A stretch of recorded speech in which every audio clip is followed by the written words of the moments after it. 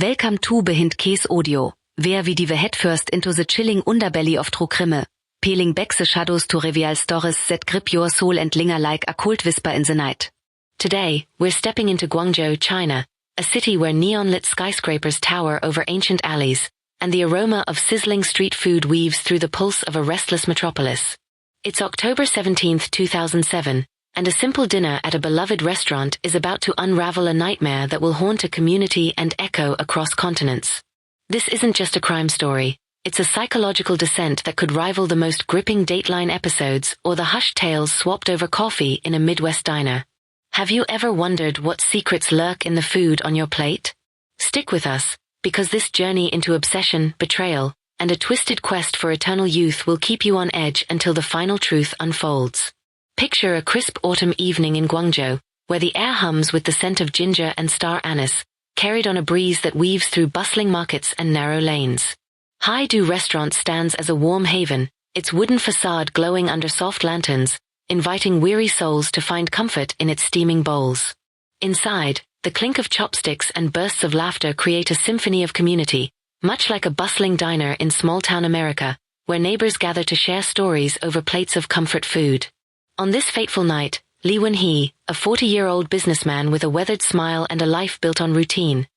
Long days sealing deals at his trading firm, followed by quiet evenings with his wife and 2 young daughters, steps in with his closest pals.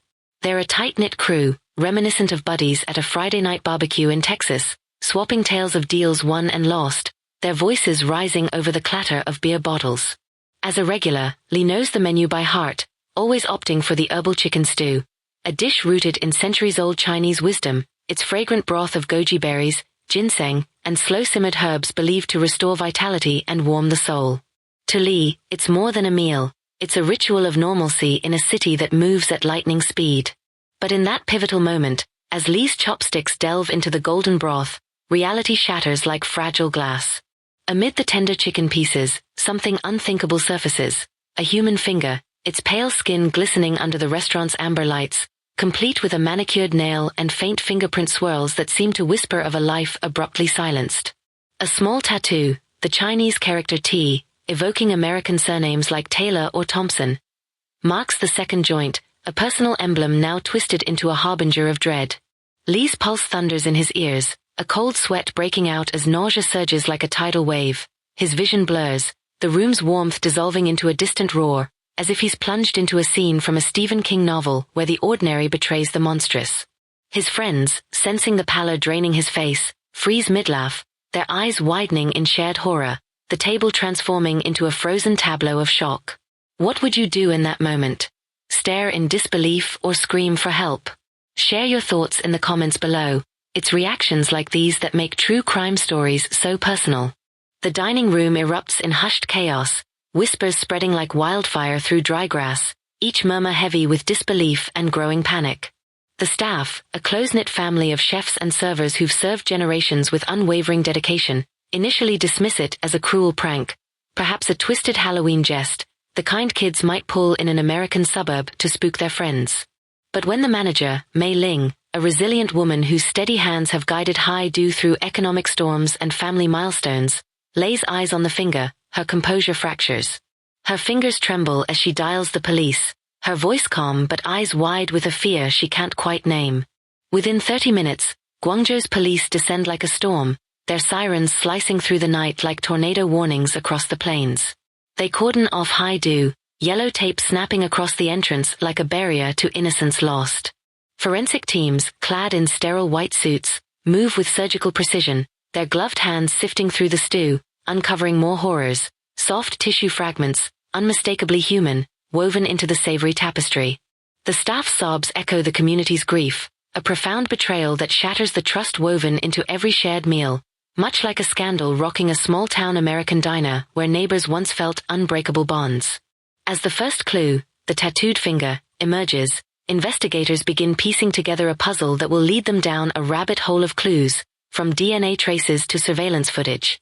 The nightmare intensifies as investigators probe the kitchen's hidden recesses, where the once comforting scent of herbs now clashes with the sterile tang of fear and uncertainty. More stews reveal their sinister secrets. Human flesh artfully concealed amid chicken, cooked with chilling precision to blend seamlessly with the familiar. This revelation strikes like thunder in a clear sky, amplifying echoes of China's early 2000s food crises, such as the melamine-tainted milk that poisoned trust nationwide, leaving parents haunted by what they fed their children. Here, the violation cuts deeper, a deliberate desecration that leaves chefs and servers reeling, their pride in crafting nourishing meals now tainted by unwitting complicity. Questions swirl in the humid air. Was this a vengeful act, a grotesque error, or the calculated stroke of a predator weaving evil into the everyday? Guangzhou, a city bound by shared meals and vibrant markets, now huddles in fear, its trust fractured like a cracked mirror, mirroring American communities shaken by scandals like the 2013 horse meat crisis that eroded faith in global supply chains. The restaurant, once a hub of laughter, becomes a ghost of itself, its warmth replaced by a chill that seeps into the bones of every resident. Imagine if this happened in your local eatery. Would you ever eat out again? Drop your thoughts in the comments. It's these what-ifs that keep us hooked. Probing deeper, authorities uncover Haidu's reliance on an external processing facility in the city's gritty outskirts, a pragmatic choice mirroring how U.S. chains outsource to streamline operations amid bustling demands. This pivot illuminates a potential chink. The contamination originated upstream, a flaw in the supply chain as insidious as contaminated wells in rural America. An elite task force assembles, moving with the urgency of a SWAT team racing against a ticking clock, their boots crunching gravel under a sky heavy with industrial haze. The case evokes memories of the 1993 Jack-in-the-Box E.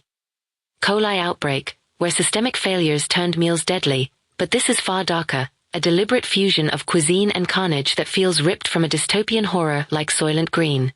Every minute counts. Another tainted dish could reach a family's table, turning a moment of comfort into unspeakable horror.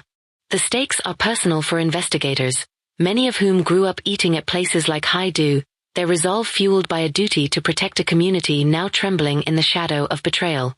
As they trace the first man moi, the outsourced stew, they begin a meticulous process of elimination, checking records and interviewing suppliers, each step building the case like detectives in a classic American noir film.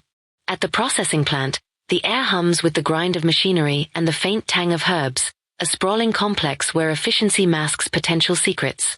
Police swarm like deputies in a Western standoff, their flashlights cutting through the dimness of cavernous holes. They scour raw ingredient bins, where feathers drift like autumn leaves, and steaming vats that bubble with the promise of tradition. Records paint a picture of compliance. Chickens sourced from vetted farms, hygiene logs as rigorous as a surgeon's prep.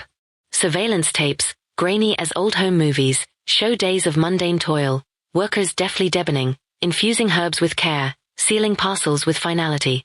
Interviews with chefs and packers, conducted in sterile break rooms, yield uniform tales of commitment, voices steady yet edged with confusion. But the absence of clues gnaws like a persistent ache, suggesting the culprit exploits unseen gaps, a tactic as old as crime itself, seen in American cases where killers like Ted Bundy thrived on overlooked moments. The investigators, seasoned yet shaken, know the truth lies in the shadows of the mundane, waiting to be unearthed.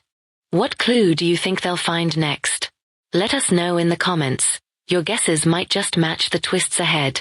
The lens sharpens on delivery logistics, where Tran Kwok Kwong, a 35-year-old driver with a clean record and a quiet life raising his son alone, yields under scrutiny. In a sterile interrogation room, his hands fidget as he admits leaving his truck unlocked for 10 to 15 minutes during a roadside pause, the engine still warm, cabin heavy with the day's labor. Such fleeting vulnerabilities are the lifeblood of true crime, echoing how Bundy capitalized on momentary distractions in suburban America.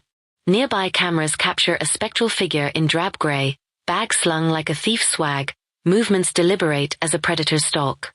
Tech wizardry unmasks him as Lu Kwok Hung, 43, a dismissed chef whose fiery clashes, including a near brawl with Tran, simmer like unresolved feuds in a Western saloon.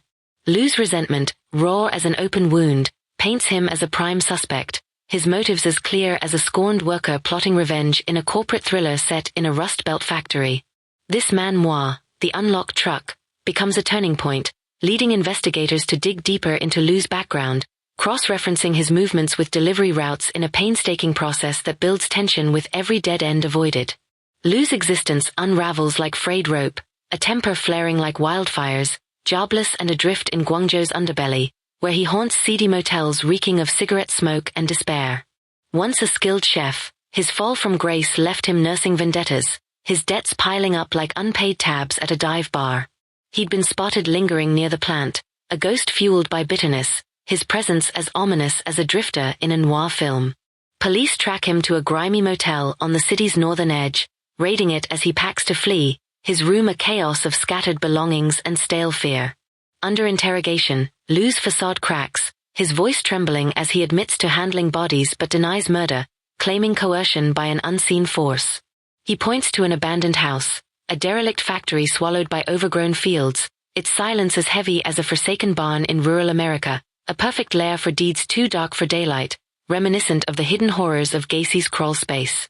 As the team prepares for the raid, hearts pound with anticipation. What horrors await inside? It's moments like these that make you wonder, how would you react facing the unknown? Breaching the house under a moonless sky, officers' hearts race, adrenaline surging as they kick in the door, flashlights piercing the inky blackness. The stench of decay hits like a physical blow, a putrid miasma that clings to their skin and sears their nostrils, causing sweat to bead on foreheads despite the cool night air. Blood paints the concrete in chaotic swirls, a grotesque mural of violence, walls scarred with crimson splatters that tell tales of unchecked fury. A battered table, gashed by relentless blades, stands as a grim altar, beneath which plastic bags cradle brittle bone shards. In the room's heart, a metal barrel unveils 7 flayed heads, skulls gleaming in ivory starkness, hair clipped short, necks parted with surgical precision. Another vessel holds ashes of incinerated fates, while scattered limbs and a pot mimicking high-dew stew hint at a cannibalistic ritual. The scene evokes Ed Gain's macabre workshop, but with a ceremonial edge, as if the architect sought to defy death through profane alchemy. Each head, stripped of identity, screams of a calculated cruelty, a twisted bid for power or immortality that chills even the most seasoned investigators, their breaths shallow in the suffocating silence, pulses thundering as they process the horror before them. This discovery, a major man moi, propels the investigation forward, but at what cost to their sanity? Forensic analysis tallies at least 7 victims, but mismatched fragments, bones too few, tissues too varied, suggest a broader toll, like pieces of a shattered mosaic. A nearby cavern, deep and treacherous, its mouth yawning like a void, likely concealed prior disposals, swallowing secrets into eternal darkness. The shift to food tampering puzzles profilers, perhaps a killer's growing bravado or a response to unseen pressures, mirroring Jeffrey Dahmer's escalation from concealment to display. The investigative hurdles echo American challenges, where nascent forensic networks, like post-9/11 collaborations, strain to connect dots. Zekevis inaccessibility twat serches, a logistical nightmare akin to rural US menhans ver terreng gwatstrut. Yet, the team's persistence, fueled by duty to a shaken city, drives them forward, each clue a step toward justice. As they sift through the man moi, like the severed neck's clean cuts suggesting a sharp tool, tension builds, with every lab result bringing them closer to the perpetrator. The victims, Zhao Le Ru, 21, Wang Le Qing, 20, and Lin Jing Xuan, 19, form the story's aching heart. Zhao, an aspiring artist whose vibrant sketches adorned her family's modest home, dreamed of galleries showcasing her work, her laughter a melody that brightened her village. Wang, known for her gentle kindness, spent evenings tutoring neighborhood kids, her warmth a beacon in Guangzhou's urban sprawl. Lin, vivacious and bold, planned to travel the world, her spirit as free as a summer breeze. DNA confirms Zhao's tattooed finger, her loss dimming her community's light like extinguished lanterns. Surveillance captures Lin and Wang's abduction by a scratched black truck, driven by Song Jianhua, 46, a recidivist kidnapper whose past mirrors American parolees cycling through shadows, his freedom a fleeting illusion that masked a predator's hunger. This man moi, the truck's distinctive scratches, leads to vehicle records, narrowing the search in a process that feels like assembling a jigsaw puzzle under time pressure. Song's shack, nestled in rural solitude where crickets sing mournful dirges, looms as a fortress. Police burst in, hearts pounding as they sweep rooms, finding Lin's lifeless form bound, marred by unseen torments, her face stripped to skeletal mockery, a theft of essence that pierces souls. In a wardrobe, Xie Du, 22, a university student missing for weeks, cowers alive but guarded, her independence. Living alone, far from family, delaying her case's report, a gap as tragic as unreported vanishings in American cities. Her tale of captivity, thin and evasive, raises suspicions, like a witness faltering under cross-examination in a courtroom drama. Her eyes, darting and distant, hint at secrets unspoken, her survival a puzzle that gnaws at investigators' instincts. As they process this scene, the man noir of Xie's minimal trauma sparks deeper probing, turning the investigation toward her potential role. Song's body surfaces in his truck at a desolate gas station, throat slit in an apparent suicide. But anomalies, a missing mini-fridge, stray hairs, unravel the ruse. DNA ties the strands to Xie, catapulting her from victim to mastermind. Her apartment yields Lin's preserved face, meticulously stored, and ancient tomes on youth rituals via human dermis, echoing Countess Bathory's bloody myths but twisted through modern vanity's lens. The find shocks sleuths, like uncovering a cult leader's manifesto in a suburban home. Xie's motives, rooted in a warped pursuit of eternal beauty, reflect a psyche fractured by obsession, not excuse, a descent as chilling as any American serial killer's manifesto, from Dahmer to Aileen Wuornos. This man noir, the preserved skin, cements her as the puppeteer, but the team must now trace how she manipulated her accomplices. Confronted with Lu's presence and damning evidence, Xie crumbles. She orchestrated a macabre symphony, manipulating Song, her lovesick ex-neighbor, and Lu, indebted for past kindness, into her scheme. Song abducted, lured by promises of love. Lu disposed of bodies, believing he saved her from Song's clutches, a fabricated drama she wove with chilling precision. Witnessing her meticulous skinning shattered Lu's illusions, prompting subtle sabotage, a chess move to halt her without betrayal.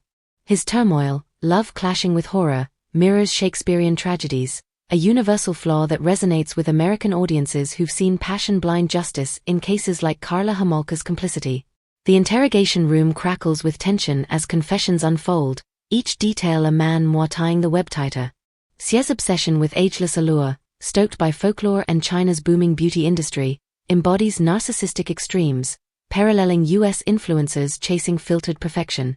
Her trial, a media storm, challenges gender stereotypes, akin to Wuornos' saga, drawing global eyes. Condemned to death, Lu to life imprisonment, the case exposes manipulation's power, a lesson as old as cult leaders like Jim Jones ensnaring devotees. Xie's charisma, weaving devotion into destruction, serves as a warning. Trust must be tempered with discernment, a truth as vital in Guangzhou as in any American suburb. As the verdict lands, the community begins healing, but scars remain. What do you think justice truly looks like in a case like this? Comment Bilot. The victims' legacies, Zhao's art brightening homes, Wang's kindness nurturing futures, Lin's zest igniting dreams, endure, their absences a communal lament. Families cling to memories, their grief echoing like a call to heaven, akin to American kin mourning lost souls in tragedies like the Cleveland Strangler case. China's beauty culture, with its billion-dollar cosmetic empire, propelled Xie's madness, a caution for U.S. audiences navigating social media's idealized facades, where filters mask deeper insecurities. In the years following, Guangzhou's residents reflect on the case, with some families establishing memorials to honor the victims, turning pain into advocacy for missing persons awareness, a side story of resilience amid tragedy. Investigators' tenacity, melding DNA and optics, heralds China's forensic leap post-scandals, mirroring U.S. advancements after cases like the Golden State Killer. Fragile new channels, like interagency cooperation, bridged gaps, a model for American departments striving for synergy in complex probes. The process involved countless hours sifting man noir, from DNA matches to camera footage, each breakthrough a testament to teamwork under pressure. Parallels to the Cleveland Strangler Revial Predations Universal Roots, Control, Fantasy, Power. Xie's ritualistic kills, like Anthony Sowell's, thrived in urban shadows, exploiting societal blind spots that echo across continents.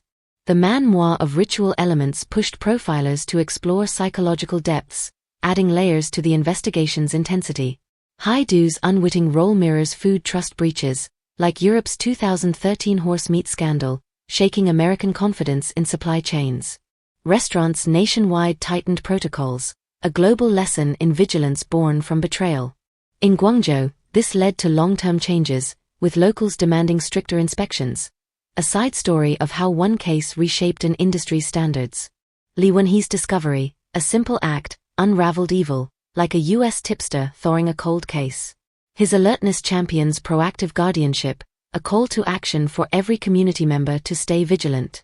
After the case, Li's life changed. He avoided restaurants for months, haunted by nightmares, but eventually channeled his experience into advocating for food safety, a personal side story of turning trauma into purpose. The house's horrors, skulls as trophies, suggest Xie's bid for immortality through absorption, a rite as chilling as cult artifacts found in American raids, evoking the macabre lure of Charles Manson's relics. The man noir of the head's meticulous preparation hinted at ritual, guiding investigators to explore esoteric texts in Xie's possession. The cave-to-food shift signals paranoia, a killer's hallmark seen in U.S. cases like Dennis Rader's escalating errors, where pressure exposes cracks in even the most calculated plans. Divers braved the cave's depths, hearts racing in the darkness, uncovering more fragments that added to the man noir pile. Songs Blind Loyalty, A Reverse Stockholm Syndrome, Echoes American Cases Ver Devotion Vals Complicity, like Homolkas Rolle in Enabling Paul Bernardos Atrocities. His interrogation revealed man noir of manipulation, painting Xie as the true architect. Lu's conflict, cherishing a monster, mirrors tragic American figures, torn by loyalty to flawed partners, a human flaw as timeless as Romeo's doomed devotion. His partial confession provided key man noir, but his internal struggle delayed full disclosure, adding tension to the process. Xie's notes, blending myth and madness, warn of pseudoscience's allure, like U.S. wellness scams preying on hope, from miracle diets to anti-aging fads that promise the impossible. These documents became crucial man noir, linking her obsession to the crimes. The trial's frenzy, spotlighting female killers, challenged norms, resonating with American debates on gender and crime, from Wernos to Casey Anthony's polarizing saga. Media coverage amplified man noir, drawing public tips that aided closure. Families' anguish, seeking closure amid fragments, parallels U.S. survivors' wounds, an indelible scar that binds communities in shared sorrow, a universal cry for justice. In the aftermath, support groups formed in Guangzhou, a side story of healing through solidarity. Police heroism, braving deadly lairs, honors unsung guardians, like American officers confronting danger in raids that pierce the heart of darkness. Their stories, shared in interviews, highlight the human cost of the investigation. Guangzhou's urban boom hit vices, like US Rustbelt deke fostering Krimme, a call for vigilance in cities where progress masks peril. The case prompted long-term reforms, a side story of societal evolution. Food tampering's fallout fortified China's supply chains, echoing U.S. reforms post-scandals, a reminder that trust in sustenance demands relentless oversight. Restaurants adopted new tech for tracking, changing the industry forever.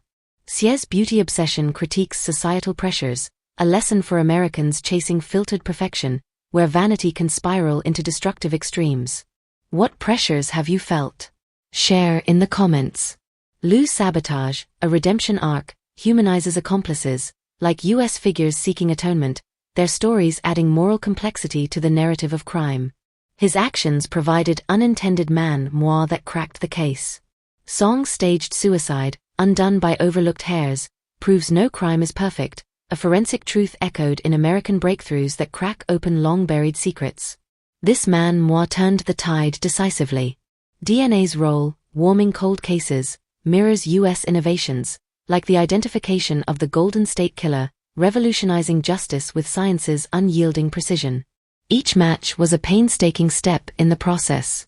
Missing persons gaps urge better systems, a call resonating in American communities where unreported vanishings leave families in limbo, yearning for answers. Guangzhou's response included new hotlines, a positive side story. Fear gripped Guangzhou, reshaping nightlife and trust, like U.S. towns after high-profile crimes, where shadows lengthen and neighbors grow wary. Years later, the city's vigilance remains heightened. Xie's charisma, exploiting weaknesses, teaches discernment, a lesson for American listeners navigating relationships where charm masks menace. How do you spot red flags? Comment your insights. Global parallels, like Wernos, show female killers defy norms, broadening crime's narrative and challenging assumptions in American true crime discourse. These comparisons enriched the investigation's psychological profile. The ultimate leçon, chasing eternal use breeds ruin, true beauty lies in empathy, not exploitation. This case, like American tragedies, urges vigilance in relationships and society, nurturing life and flagging anomalies to prevent shadows from spreading. Zhao's unfulfilled dreams, Wang's lost kindness, Lin's silenced vibrancy. They remind us to cherish the living, to act swiftly on suspicions, and to hold fast to the humanity that binds us, whether in Guangzhou or a small American town. What would you do if you found something suspicious in your food? Would you report it immediately, or brush it off? Share your stories in the comments below. It could spark a discussion that saves lives. Thank you for joining Behind Case Audio on this harrowing journey. If this story stirred your soul, share your thoughts below, and stay vigilant, like neighbors watching out for each other in a close-knit American community. Stay safe, and until next time, keep seeking the truth in the shadows.